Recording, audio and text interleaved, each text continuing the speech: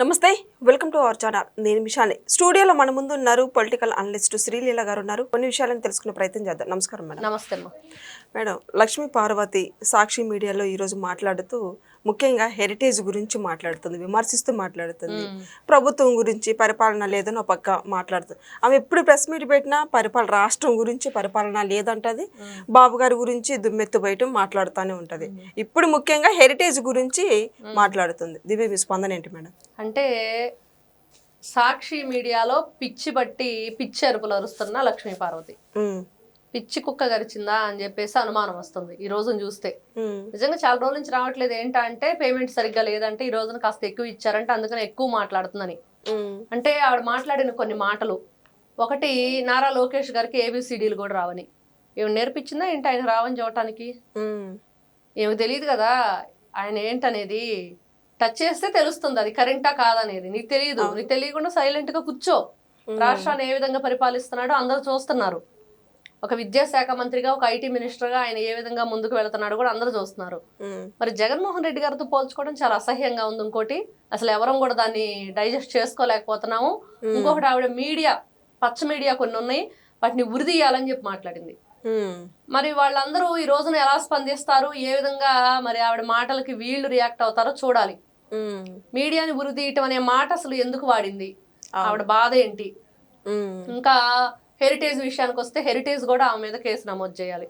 ఎందుకంటే తిరుమల లడ్డీకు హెరిటేజ్ కి సంబంధాలు ఉన్నాయని మాట్లాడింది. అది ఎంతవరకు కరెక్ట్? ఏ ఆధారాలతో ఆవిడ మాట్లాడుతుంది? మరి మన బొత్స సత్యనారాయణ గారికి ఇచ్చినట్లు ఈవిడికి కూడా నోటీసులు ఇస్తే ఈవిడకి పట్టిన పిచ్చి తగ్గిద్ది, తిక్క కుదిరిద్ది అన్నట్లు ఈ రోజున అర్థమవుతుంది. ఇంకా కొన్ని విషయాలు, ఈవిడ అసలు ఫస్ట్ కట్టుకున్న భర్తని, కన్న కొడుకుని వదిలేసి ఈవిడ ఏ విధంగా ఇల్లు వదిలి పారిపోయి వచ్చిందో అందరికి తెలుసు. మామూలుగా ఒక మహిళ ఫ్యామిలీని వదిలేసి వెళ్ళిపోతే ఏమంటారు సమాజంలో అంటే మనం మాట్లాడలేం, అది ఆవిడ మాట్లాడిద్ది. మరి అలాంటి పని చేసిన నువ్వు ఏ విధంగా హైదరాబాద్ వచ్చావు, ఏ విధంగా మరి నందమూరి తారక రామారావు గారికి ఏదో చెప్పి మాటలు ఆ ఇంట చేరావు? ఒక లంకిణిలాగా, ఒక శూర్పణకలాగా, ఒక హిడింబిలాగా నువ్వు ఎన్ని రకాలుగా ఎన్ని వేషాలు వేశావు. మరి కట్టుకున్న భర్తే వీరగంధం సుబ్బారావు గారు నీ గురించి అది మంచిది కాదు, అదొక నరరూప రాక్షసి, దానికి డబ్బు పిచ్చే అని చెప్పి ఆయనే స్వయంగా చెప్పిన మాటలు ఎన్నో సందర్భాల్లో విన్నాం. ఇప్పటికి కూడా మనం చూడొచ్చు ఆయన వీడియోలు. మరి అలాంటి నువ్వు నీ బ్రతుక్కి ఆయన ఎవరో కోటి అంట, అతన్ని ఇబ్బంది పెడుతున్నావు అని చెప్పేసి, ఏదో అతన్ని హెరాస్ చేస్తున్నావు అని చెప్పేసి గతంలో వీడియోలు వచ్చినాయి. దాని గురించి చెప్పు, వింటారు, నీకేం సంబంధం లేదని ప్రజలు. ఎప్పుడు అట్లాంటి వాటి గురించి నువ్వు మాట్లాడవు. మరి నారా చంద్రబాబు నాయుడు గారి గురించి మాట్లాడేటప్పుడు నందమూరి తారక రామారావు గారి మరణం వెనక మరి నీ హస్తం ఏంటనేది నువ్వు చెప్పు.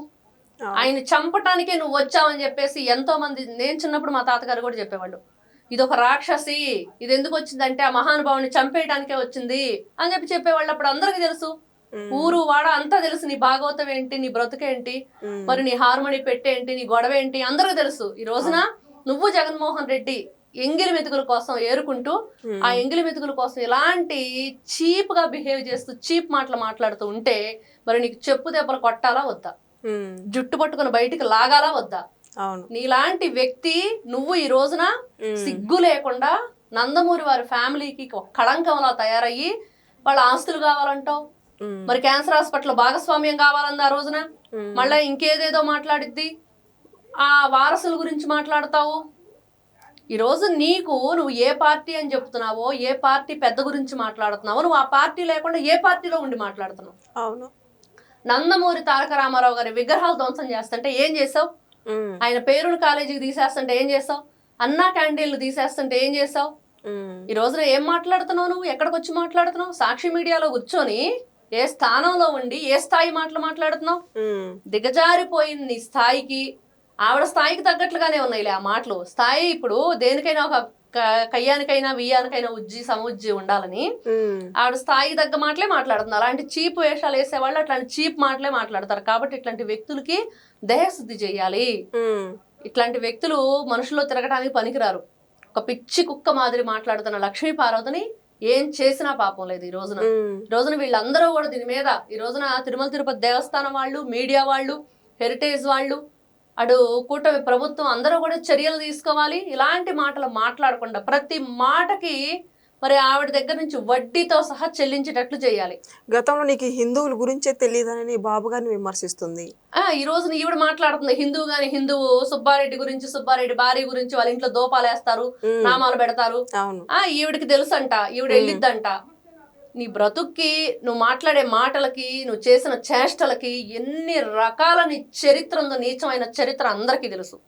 ఎన్టీ రామారావు గారు నీకు తాళిబొట్టు కట్టకుండా నువ్వు భార్య అని చెప్పుకుంటూ ఈ రోజున నువ్వు ఎప్పటికీ నందమూరి దానివి కాలేవు.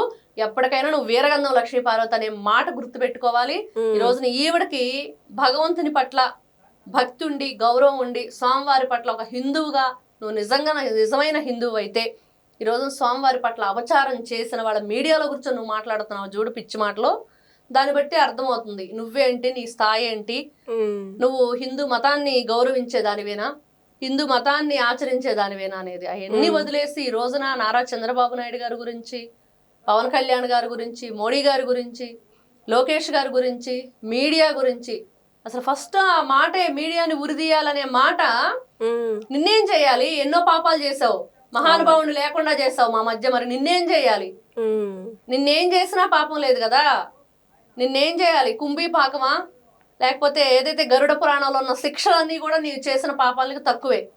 కాబట్టి లక్ష్మీపార్వతి ఇకనైనా బుద్ధి తెచ్చుకునిద్దా, మరి వయసుకు తగ్గ మాటలు మాట్లాడిద్దా, ఆ వయసుకు తగ్గట్లుగా మరి బిహేవ్ చేసిద్దంటే అది ఎప్పటికీ వచ్చేటట్లయితే ఎవరికి కనిపించట్లేదు. ఈ రోజుకి రాష్ట్రంలో పరిపాలన లేదని చెప్తుంది.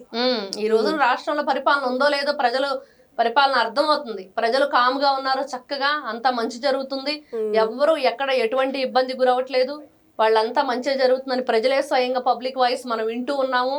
జగన్మోహన్ రెడ్డి అధికారంలో ఉన్నప్పుడు ఎన్ని అరాచకాలు, అసలు ప్రజావేదిక ఎందుకు కూల్చాడు చెప్పమనండి ఫస్ట్. లక్ష్మీపార్వతి దగ్గర ఆన్సర్ ఉందా? అన్నా క్యాంటీన్ కూల్చిన దానికి ఆన్సర్ ఉందా? మరి ఎన్ని విధాలుగా ఎంతమందిని ఇబ్బంది పెట్టాడు దానికి ఆన్సర్ ఉందా? డాక్టర్ సుధాకర్ ఎందుకు చనిపోయాడు? ఒకటి కాదు రెండు కాదు, ఇలాంటి అరాచకాలు కల్తీ మద్యం తయారు చేసి 36,000-30,000 మందిని దాదాపుగా చంపేసి రోజున ఎంతో మంది అనారోగ్యం పాలయ్యి, ఇసుక దందా, ఆడుదాం ఆంధ్ర దందా, క్వార్జ్ దందా, అక్రమ తవ్వకాలు, రోడ్లు కూడా తవ్వేసుకొని పోయి నీచమైన చరిత్ర కదా. ఎక్కడ లేని విధంగా రైతులు దాదాపుగా 1,500 పైన రోజున మరి దీక్ష చేసి అమరావతి కోసం ఎంత పోరాడారు. అవును. న్యాయస్థానం దేవస్థానం అని చెప్పేసి నడి రోడ్డు మీద భోజనం చేశారు వాళ్ళు.